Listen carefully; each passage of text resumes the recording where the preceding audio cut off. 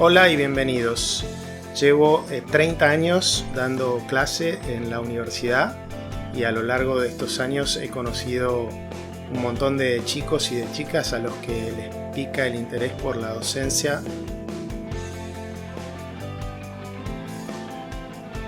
Si están acá, capaz que es porque ya nos conocemos, pero por las dudas, soy Santiago Legarre y me encantaría que me acompañaran en este podcast titulado Ser Profesor.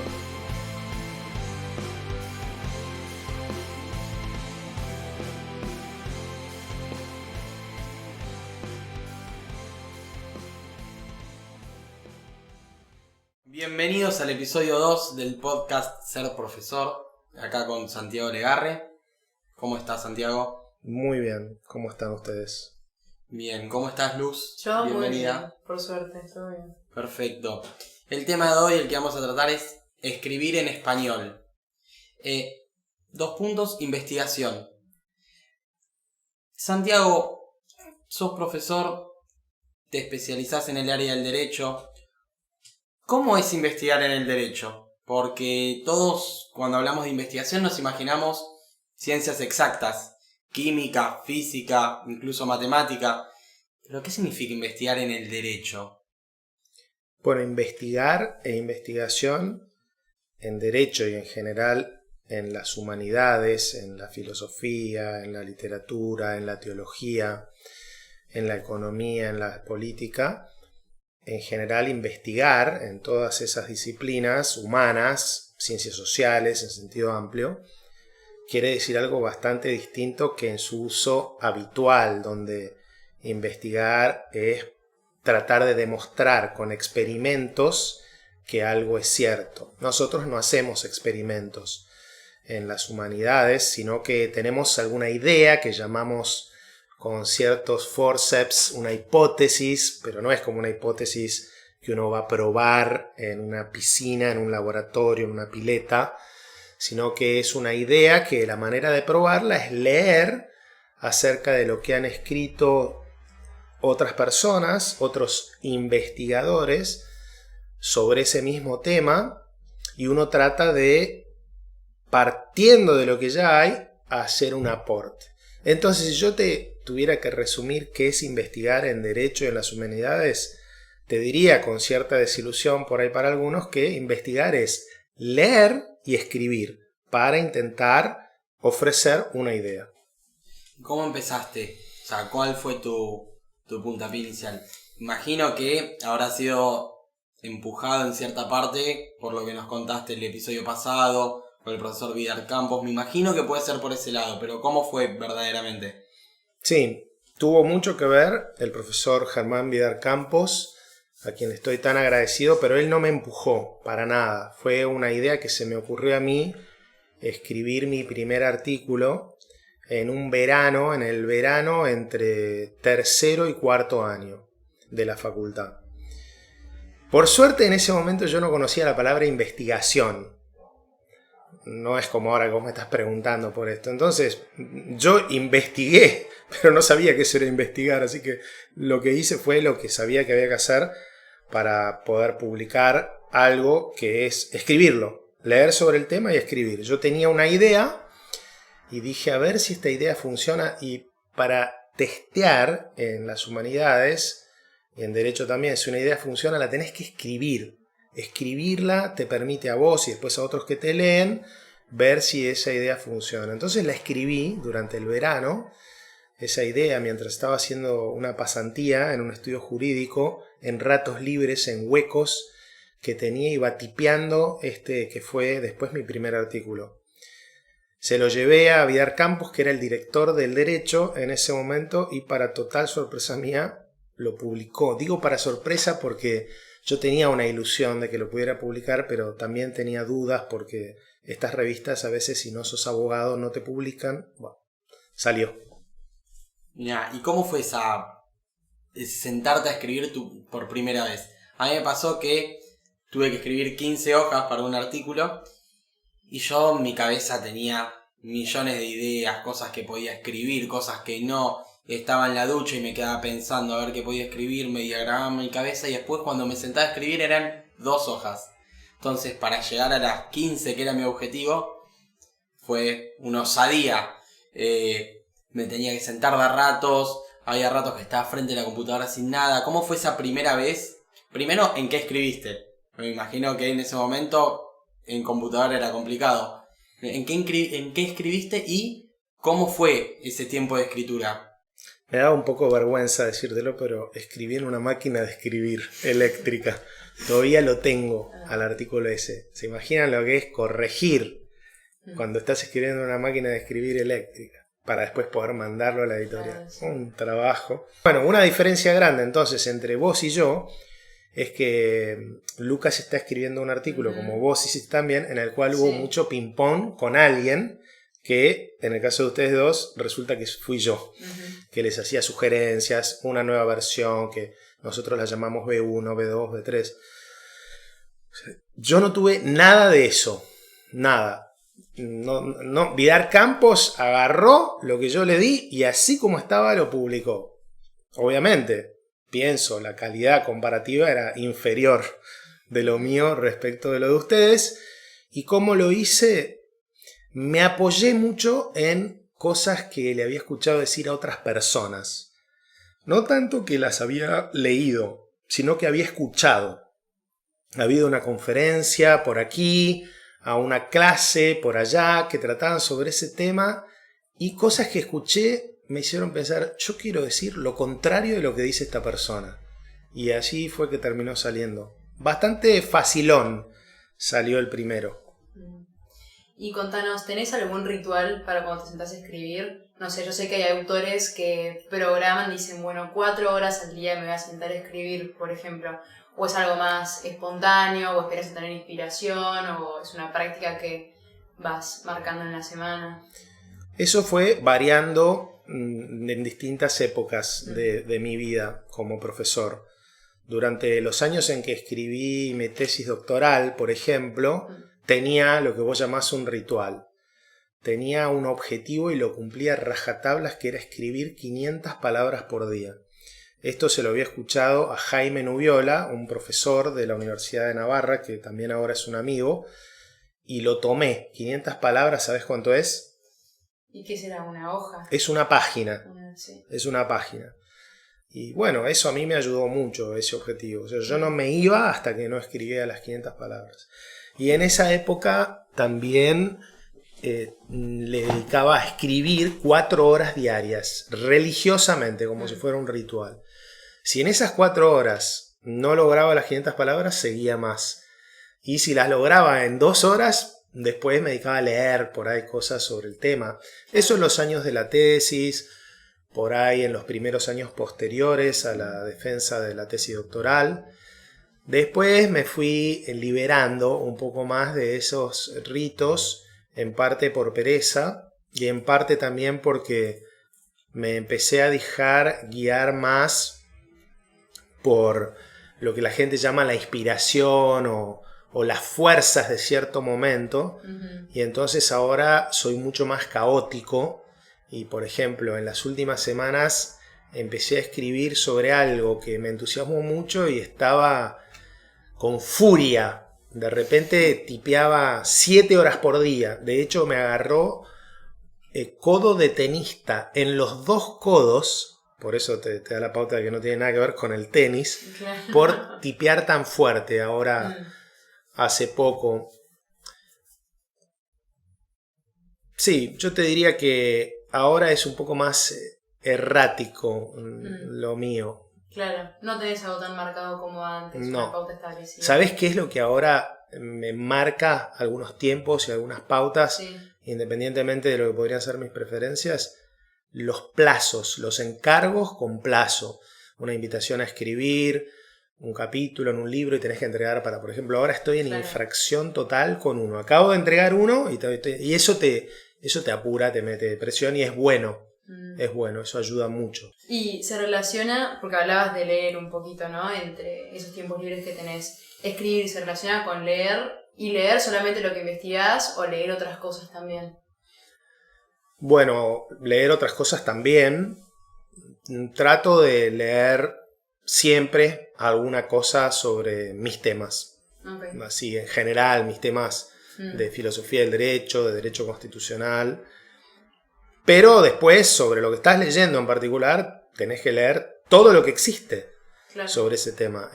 En eso el parecido con el investigador de la química es la exhaustividad de la búsqueda para evitar que después salga el artículo y alguien pueda pensar, pero Legarre, yo ya había escrito esto y vos no lo tuviste en cuenta. Entonces, para evitar eso, uno tiene que ser lo más exhaustivo posible en la búsqueda de los materiales relacionados con el tema sobre el que uno está escribiendo. Claro. Y esto de leer tiene que ver con tu biblioteca. ¿Cómo la formaste? O sea, ¿empezaste con libros prestados? ¿Empezaste comprando libros tuyos, regalados? Sí, tiene que ver con mi biblioteca. Yo, la enorme mayoría de lo que leo, lo saco de mi propia biblioteca. De lo que leo, no algo que acaba de salir para algo que estoy escribiendo, sino de mis lecturas generales. Mirá, algo que me ayudó a armar esa biblioteca fue el haberme ofrecido a la biblioteca de mi universidad en su momento para ir a buscar donaciones de libros de colecciones privadas que una persona quería deshacerse de 500 libros. Y entonces yo le decía, nadie quería ir. Había que ir, buscar, descartar, traer. Lo hice muchas veces y la bibliotecaria me decía, ay, sos divino, gracias por hacer esto, ¿qué podemos hacer por vos? Y yo le decía, yo me podré quedar con 2 o 3 libros que a mí sí me interesen por lo que yo hago. Sí, por supuesto, me decía, porque era eso o no venía ningún libro. Claro. Y bueno, con eso acrecenté bastante mi biblioteca. Compré también. Pero... Empezaste haciendo lo que estoy haciendo yo ahora, que me interesa más el tenerlos que el leerlos profundamente. O sea, me da más la necesidad de tener mi biblioteca ahí como wow. Y algo de eso hay, pero para mí es muy importante respecto de ciertos libros saber que están ahí, tenerlos a mano. También para mí tiene una dimensión estética muy grande. Cuando cae el sol en Puerto Madero me gusta la luz sobre los libros y también me gusta ponerlos a disposición de mis alumnos, de mis colegas. De hecho, una vez Rosario Pereda me ayudó a hacer un inventario de la biblioteca y yo lo circulé entre 500 personas diciéndoles si cualquiera de estos libros a alguno le sirve, viene, lo saca, pone un ex libris y con un poco de suerte lo devuelve algún día. Y escúchame, ¿cuál sería te voy a hacer un top 3 de tus libros favoritos de tu biblioteca, pero con ciertos requisitos? Primero, uno que sea político. Por ejemplo, yo elegiría El Príncipe de Maquiavelo. No voy a decir si estoy de acuerdo o no, me parece algo muy interesante. Entonces te voy a pedir un libro político que tengas, un libro literario, alguna novela, tu novela favorita, y algunos de los libros que hayas elegido, que hayas escrito vos o aparezcas vos. Te voy a pedir que me nombres uno de cada uno que estén en tu biblioteca hoy por hoy y que vos consideres que son los mejores. Bueno, el libro en sentido amplio de teoría política, filosofía del derecho, elegiría Ley Natural y Derechos Naturales de John Finnis, a quien también estoy tan agradecido, mi maestro de Oxford. Novelas no las tengo en la biblioteca de mi oficina, sino en la de mi cuarto, pero si tuviera que elegir una, elegiría Fortunata y Jacinta de Benito Pérez Galdós, que he usado en el taller de escritura del cual seguramente en algún momento hablaremos. Y de mis propios libros, qué sé yo, ¿viste? Dicen que nadie es buen juez en propia causa. Pero yo siempre digo que un autor, un escritor, anda bien si lo último que escribió es lo mejor que escribió, en cualquier momento de su vida. Esto no siempre se da, lamentablemente, porque no hay un progreso indefinido, pero las cosas van bien cuando uno puede apuntar al último, así que elegiría el último, que se llama Obligatoriedad Atenuada de la Jurisprudencia de la Corte Suprema, como ustedes saben. Lo conocemos bien. Sí, lo tuvimos que estudiar para los que están escuchando el podcast. Y hablando de estos libros que escribís y nosotros los estudiamos, ¿qué tan importante es ser investigador para ser profesor? Yo podría no ser investigador, ser abogado exitoso, trabajar en un estudio jurídico convencional y dedicar un par de horas de mi semana a ser profesor? ¿Podría ser buen profesor titular de cátedra o necesariamente necesito investigar? Para dar algunas disciplinas abogadiles de tipo clínicas o de tipo de entrenamiento o de habilidades, no creo que haga falta investigar si uno quiere enseñar algunos aspectos del derecho procesal, algunos aspectos de las quiebras, por poner dos ejemplos, de mediación. Pero si uno quiere ser un profesor profundo que tiene encuentros en el aula con sus estudiantes que hacen que los estudiantes quieran ir a clase, que es algo muy difícil, que el estudiante no prefiera reemplazar el encuentro con el profesor en el aula por leer de un libro en su casa. Es algo muy difícil y es fundamental, porque si no hay que cerrar la facultad y usar un sistema de exámenes libres. Entonces, si uno quiere lograr competir con el sistema de exámenes libres, eso requiere una profundidad que la veo imposible si el profesor no estudia, no lee, no escribe, porque el profesor que estudia, lee y escribe, después lo que hace es un poco como la hiena, el animal africano cazador y carroñero que caza y corta un pedazo de carne y antes de dárselo a las crías se dice lo regurgita, o sea, lo mastica, lo ablanda y después se lo da de su boca. Bueno, no es exactamente eso lo que hace el profesor que estudió, pero tiene en común con eso. Así que yo sí veo fundamental también porque, como les decía antes, para entender bien las cosas hay que escribirlas. Perfecto. Sos investigador del CONICET. ¿Qué significa esto? ¿Qué es el CONICET? Yo me imagino el CONICET, un centro del gobierno lleno de laboratorios, lleno de químicos. ¿Qué significa ser investigador del CONICET y qué tan verdad es esa utopía que tenemos todos? Bueno, es cierta esa imagen, es cierta sobre todo en sus orígenes, porque el CONICET fue fundado por Bernardo Uzey, secundado por Federico Leloir, que eran químicos. Y los centros iniciales del CONICET eran todos de ciencias duras, donde se hacían experimentos, se investigaba de la manera que hablamos antes. Pero de los años 70, les diría, para acá, y cada vez más, el CONICET se ha ido abriendo a las ciencias sociales y a las humanidades. Y entonces ahora hay un montón de investigadores del CONICET, como yo, en Derecho y en otras disciplinas parecidas, filosofía, letras, historia, economía, que antes no había, o había muy pocos. Y bueno, el CONICET, como saben, es una parte, como dijiste vos también, del Estado Nacional, que financia la investigación en distintos campos.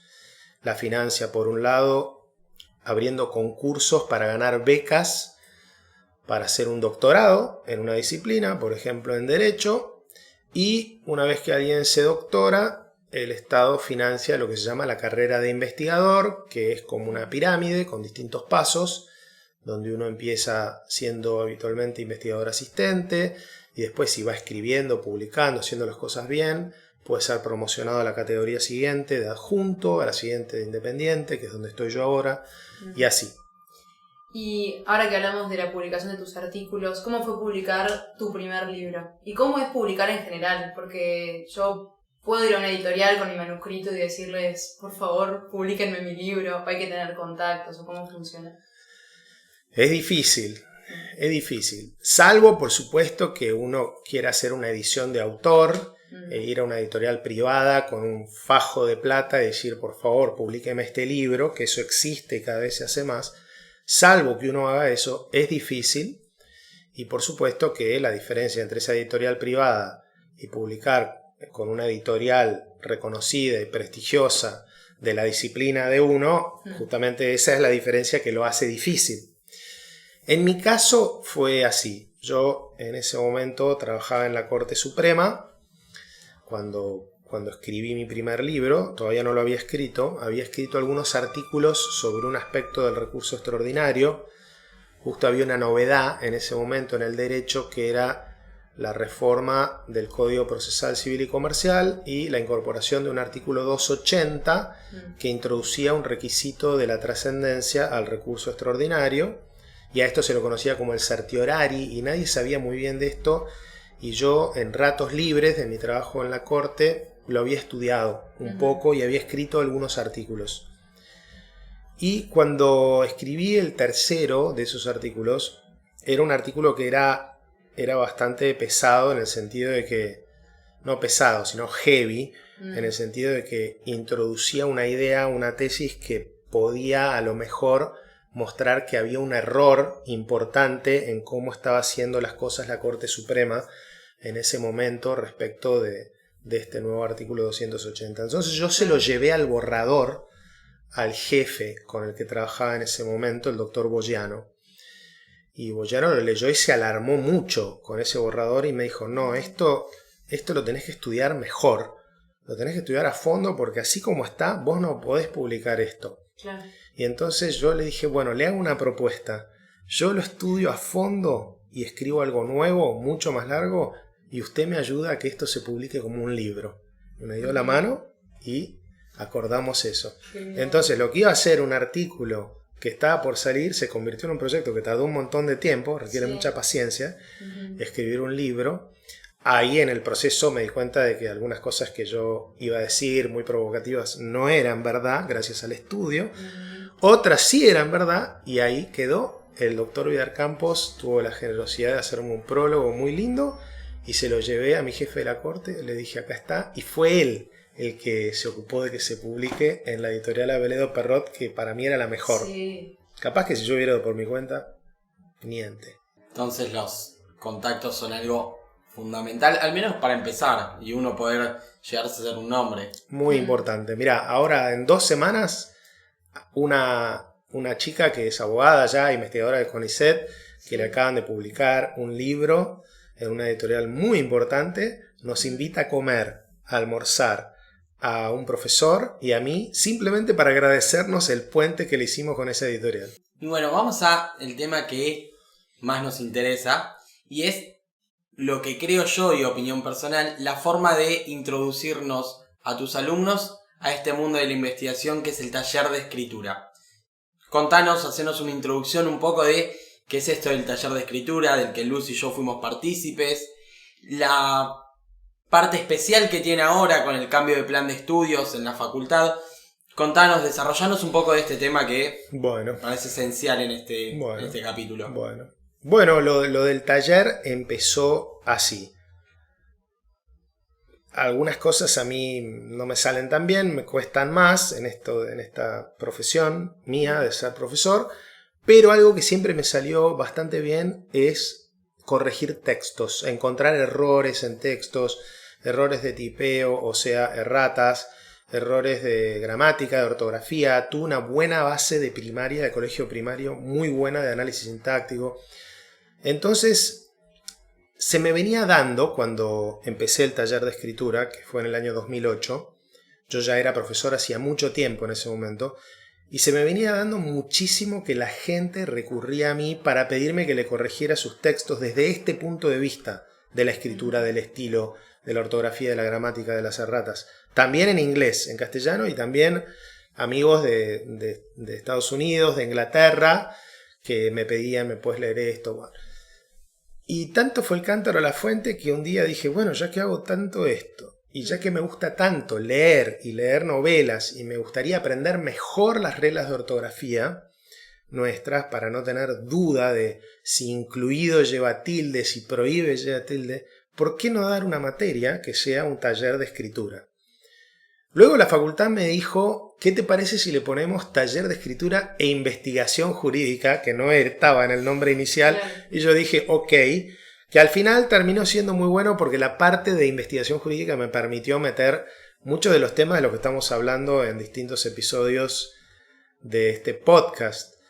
Y en la parte de escritura, también yo me daba cuenta de que había mucho de escritura para abogados, sobre todo en Estados Unidos, y que no era bueno, que convertía a los abogados en escritores muy adocenados, rígidos, con un montón de giros y estereotipos que uno nota mucho en los escritos jurídicos en Argentina, Sí. también las sentencias, y yo quería más bien que mis estudiantes estuvieran liberados de eso, no dárselo yo, al revés, sino que escribieran muy buen castellano, simple, puro. Esto tiene que ver, aunque no es lo mismo, con un movimiento actual que se llama The Plain Language, Plain English, Plain Spanish, pero yo ni sabía que existía eso, me lo enseñó mi colega y amigo Mariano Viteta bastante después.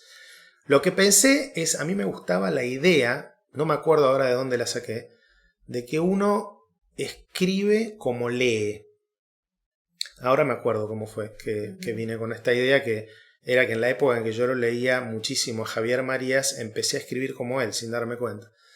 Pero bueno, en todo caso, pensé hay que buscar algunos autores muy buenos, muy claros, muy simples, muy ortodoxos, y que los estudiantes lean novelas. Y como a mí me gustaba mucho y me gusta mucho leer novelas, y yo iba a tener que pescar novelas para darles a los estudiantes, iba a tener que leerlas, y esto me iba a permitir leerlas en mi oficina, en mi horario de trabajo. Claro. Y así fue. Hoy en la página web del taller de escritura que la hizo Lucas Zavalli, que es espectacular, después puede aparecer en algún slide, debe haber como 30 novelas resumidas con la foto de la tapa de las que les fui eligiendo a los chicos. Para elegirlas las tenía que leer. Entonces los estudiantes lo que hacían era, una vez por mes en este taller de escritura, tenían que leer una novela y sobre la base de la novela escribir un ensayo de entre 3 y 5 páginas. Yo les daba una consigna, por ejemplo, nada es para siempre o lo esencial es invisible a los ojos, y a la luz de Marianela, que trata sobre el amor entre un ciego y una chica, escribir alguna reflexión que después traen a una reunión grupal con un tutor. Al principio yo era el único tutor, después tuve un montón de colaboradores en el taller de escritura que los ayudábamos a ir mejorando, a ir puliendo su prosa. ¿Y cómo va? Esto empezó como una materia opcional en la facultad, si no me equivoco. Así es, una materia optativa. ¿Y cómo fue tu primer grupo del taller? O sea, ¿cómo empezó? ¿Qué expectativas tenías? Bueno, el taller empezó a raíz de un gran fracaso mío, que es que un día, una semana antes de que empezaran las clases, la facultad me dijo que yo no iba a tener ninguna materia a mi cargo porque no se habían anotado alumnos conmigo. Claro. Yo en ese momento era nuevo en la facultad y la verdad que fue un bajón, no tuve clase ese cuatrimestre, entonces dije, bueno, voy a preparar algo distinto, y ahí a raíz de ese fracaso fue que se me ocurrió la idea del taller.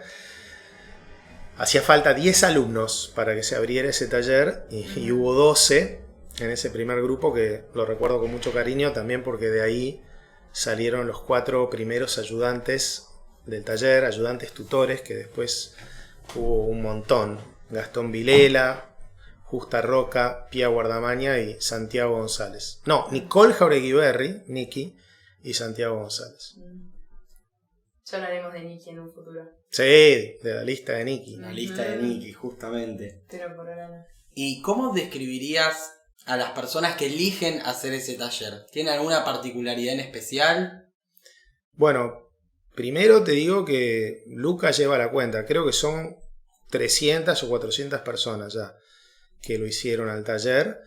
Y la mayoría tiene como predecible denominador común que les gusta leer. Y la mayoría escribió en el colegio. Y entonces yo le pido que lo traigan y suele ser algo muy interesante, pero que hay que pulirlo.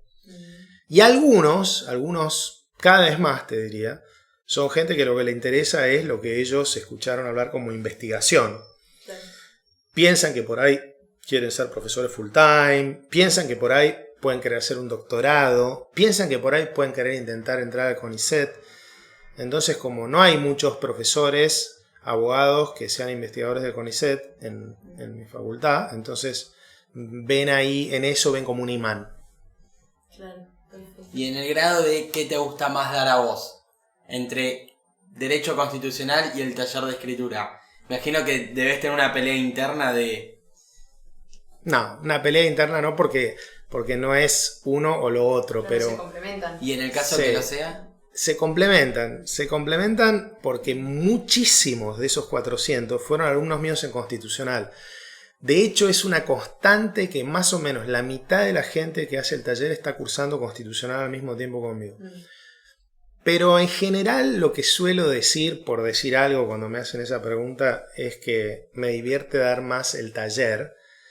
Es una respuesta un poco absurda porque me gusta mucho dar constitucional. Pero me divierte más el taller porque en el taller estoy menos constreñido. Entonces puedo hablar más de lo que quiero. Al no haber un programa de derecho. El taller tiene una parte muy importante de lo que llamamos en el taller comilfo, que seguramente habrá algún episodio en el que hable un poco más de esto, y en ese capítulo del comilfo, en el taller, yo les explico cosas que no tienen nada que ver con la lengua y con la escritura, y que tienen que ver con buenos modales, con ser una buena persona, y eso a los estudiantes también les gusta. Bueno, muy bien. Bueno, Santiago, muchas gracias por el episodio de hoy. Ya terminamos por el día. Así que nada, nos veremos la semana que viene en otro episodio. Bueno, gracias Luz, gracias Lucas. Hasta la próxima. Que tengas buen día. Chao, chao.